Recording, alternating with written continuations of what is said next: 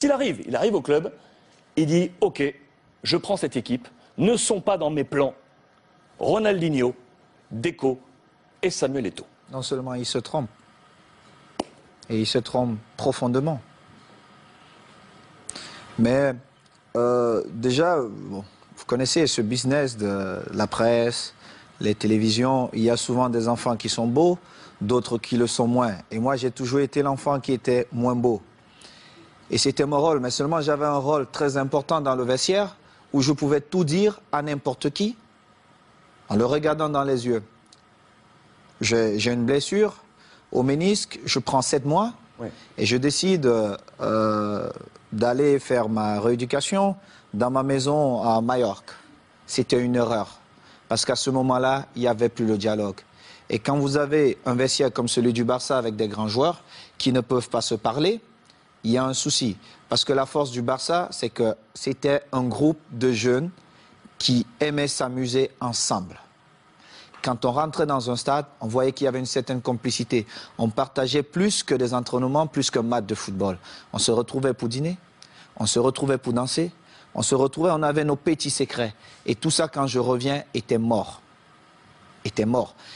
Et comme j'aime souvent dire les vérités, et pour moi toute vérité est bonne à dire, évidemment, ce jour, Ronny se trompe parce que c'était le match, mon retour, c'était face à la Real Sociedad. Franck, qui me prend avant le match, il me dit « Est-ce que tu veux commencer ou tu vas attendre ?» Je lui ai dit « Franck, je préfère jouer les dernières 20 minutes en espérant que le Barça serait en train de gagner 3-0, voire 4. C'est plus facile pour quelqu'un qui a fait 7 mois sans jouer. » Mais malheureusement, ce n'était pas ça. Franck fait 3 remplacements et je suis toujours à l'échauffement. Et à un moment donné, je reviens vers le banc de touche et je dis à Eusebio, on a fait 3 remplacements, dont je vais aller m'asseoir. Simple. Moi, je n'étais pas fâché. Je reviens, c'est mon premier match. Je savais que j'allais jouer à n'importe quel moment, je devais jouer.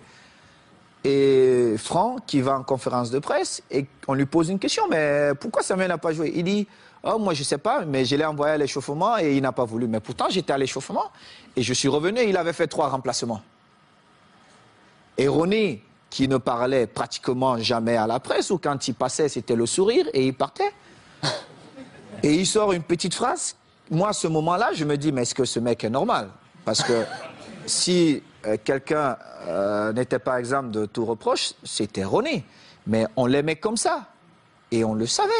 Mais moi, quand je parle souvent à Eden Hazard, je prends l'exemple sur Ronny. Je lui dis, Ronaldinho était le meilleur joueur au monde ou le meilleur joueur de tous les temps. Parce qu'il était incroyablement fort. Mais seulement un joueur qui ne s'entraîne pas tous les jours, au bout d'un moment donné, ça paye cash. Ça paye. Tu peux être Ronaldinho, tu peux être Messi. Si tu ne t'entraînes pas, monsieur Eden Hazard, au bout de 2 ans, on t'oublie. Et le football va tellement vite qu'il y aura un autre gamin qui va naître, qui sera encore plus fort. Et c'était ça. Et quand Ronny le dit, moi j'attends le lendemain, personne ne s'excuse. 2 jours après, personne ne s'excuse. J'ai dit, mais ils ne sont pas bien dans leur tête, eux. Et alors là, je monte au créneau et j'essaie de remettre de l'ordre. Mais seulement, comme j'étais le fils mal aimé de la presse, on a tout mis sur moi. Mais ils ont oublié de dire, en 2006, Ludovic Giuli est souvent là avec vous. Franck n'a pas parlé au vestiaire pendant la mi-temps, quand on perdait face à Arsenal. C'est moi qui ai tenu le discours. Moi, j'ai parlé. J'ai dit ce que je pensais à chacun d'eux. Quand on est revenu, on a vu un autre Barça. On a gagné ce trophée. Moi, je m'en fous. Le plus important pour nous, c'était de gagner. Et il était inconcevable de voir un groupe de jeunes gamins avec autant de talent perdre match face à Arsenal. C'était inconcevable.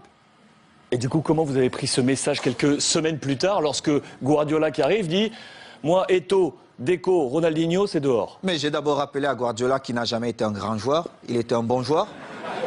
Et c'est vrai.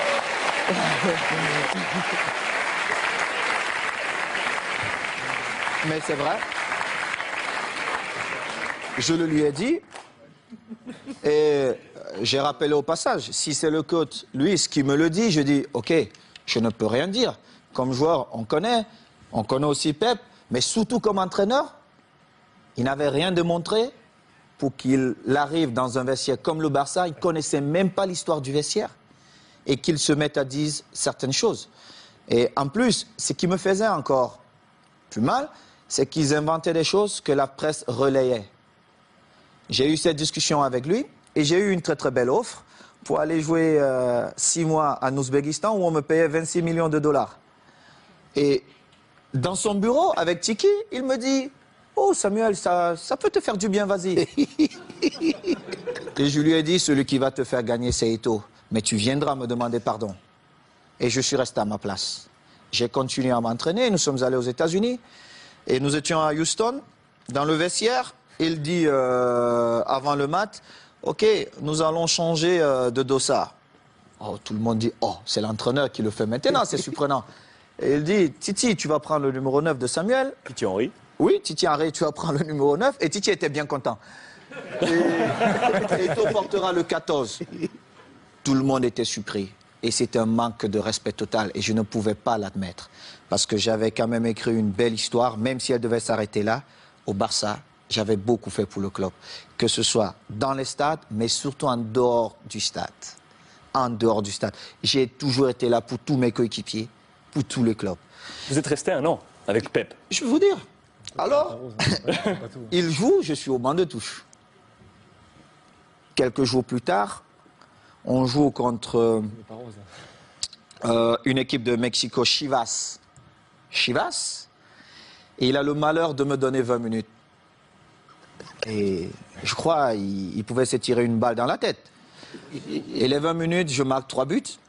On revient à New York contre Red Bull. Bon, il se dit, bon, voilà. Il me renvoie dedans. Je marque encore 3 buts. Il était obligé de convoquer une réunion. Mais comme il n'a jamais eu le courage de me dire les choses en face, il est passé par mes coéquipiers. J'étais en train de dîner. Et le délégué vient, Carlos Nava, il me dit, viens, j'ai une surprise pour toi. Moi, j'étais pressé. Je me disais peut-être c'est Beyoncé qui m'attendait.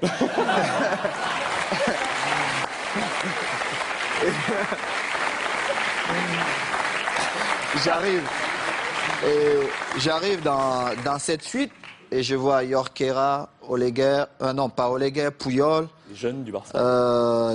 Léo, André, Xavi et surtout Victor, qui est l'un de mes meilleurs amis. Et Victor Valdés. Victor Valdés. Et je vois Pep qui est au fond. Et mon visage change. Parce que j'étais très agressif quand je voyais Pep. Mon visage change. Il n'a pas parlé. Alors, Makina, Xabi, il prend la parole, il me dit, bon, négro, comme on te l'a toujours dit et on l'a manifesté, on veut que tu restes et il faut que tu trouves un terrain d'entente avec Pep. Et j'ai dit, moi, je ne parle pas à Pep. Il doit me présenter ses excuses. Parce qu'il m'a manqué le respect ouvertement à plusieurs reprises et je n'accepte pas ça. Moi, si vous ne me respectez pas, je ne vous respecte pas. C'est comme ça, la loi chez moi. J'ai souffert pour être là. Je respecte tout le monde, mais si vous ne me respectez pas, je ne vous respecte pas. Mais alors là, je fais le double, ou voire même le triple que ce que vous avez fait. Et Pep, il parle un peu en catalan, tout ça, il trouve un peu des phrases difficiles. Et on commence la saison. J'ai parlé 2 fois à Pep. 2 fois. Une fois, c'est parce qu'il me demandait d'aller parler à Yaya Touré qui ne voulait rien savoir de lui. Et une autre fois, c'est parce qu'il voulait me donner des leçons, comment un attaquant devait bouger. Je lui ai dit, mais Pep, tu as été milieu de terrain, tu n'as pas été un grand attaquant. Moi, je marque mes buts comment? Ce mouvement ne devait pas se faire comme ça. Et en plus, on était à l'entraînement. Et moi, j'ai fait un jeu sans ballon pour créer un espace pour Messi qui venait. Et en plus, Léo marque. Il me dit, non, il fallait faire. Je lui ai dit, mais toi, t'es pas normal, toi. En fin de saison, je marque, je crois, 35 buts. Et je marque le but qui nous permet de prendre l'avance face à Manchester à Rome. On se retrouve en finale de Ligue des Champions. Oui, en finale de Ligue des Champions. On se retrouve à la Corogne. Et à la Corogne, je marque 2 buts ce match. Et je devais partir jouer face au Togo avec les Lions. On a un dîner bien arrosé. Moi, je ne bois pas. Mais tout le monde s'est lâché un peu. Et il dit, oh, je vais porter un toast. Et puis voilà. Vraiment, il faut qu'on dise merci à Samuel parce que c'était une saison difficile pour lui. Mais il a montré le grand joueur qu'il est. Tout ça. Un beau discours. C'est la première fois où j'ai fait confiance à Guardiola. Mais cela m'a coûté mon passeport pour l'Inter de Milan.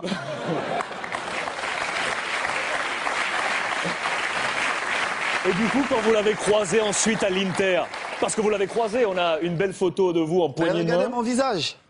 Parce que Guardiola, il m'a vu dans le tunnel. Est-ce qu'il m'a salué dans le tunnel? Il ne m'a pas salué dans le tunnel. Il a attendu là où il y avait tous les caméras. Moi, quand il a... Regardez le visage de Thierry Henry. Ça dit tout. Parce qu'ils ont vu la scène. On était tous dans le tunnel.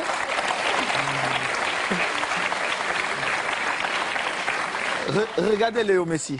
Regardez le visage de Léo Messi. On était tous dans le tunnel. Il ne m'a pas salué. Il a attendu quand il y avait toutes les caméras pour venir me tendre la main. Évidemment, je ne pouvais pas refuser. Parce que le mal-aimé ou l'enfant détesté, on devait dire, ah, voilà, Samuel a encore fait des siennes. Mais seulement, les gens ne connaissent pas les dessous. Parce qu'il aurait bien pu me saluer dans le tunnel. Moi, j'ai eu des différences avec le code lors d'un match espagnol de Barcelone. Je ne sais pas si vous vous rappelez. À Majorque. Mais j'ai beaucoup d'estime pour le coach. Le football, c'est ça. Entraîneur de l'Espagnol. De l'Espagnol. Contre Majorque. Contre Majorque. Vous Oui, êtes envoyé un petit peu. C'était difficile pour le code, mais moi, je devais défendre Majorque et j'ai fait mon boulot. Et c'était pareil. Donc, c'est une histoire comme ça. Mais bon, après, on s'est retrouvés, Pep et moi, on a fait la paix. Et je suis content, mais la vraie histoire, c'est celle-là. C'est que Pep, peut-être dans son envie de gagner, n'a pas respecté certaines choses dans le football. Et heureusement pour lui, j'ai marqué quand même 35 buts cette saison-là qui nous ont quand même permis de gagner. Chichi cette saison. Qui nous ont permis de gagner tous les titres qu'il a gagnés. Et il est bien content parce que c'était ses premiers trophées. Saison où le Ballon d'Or arrive dans les mains de Léo Messi. Mérité. Vous êtes 10e de ce classement Ballon d'Or cette saison. Je ne regardais même pas ça, mais Léo l'a bien mérité.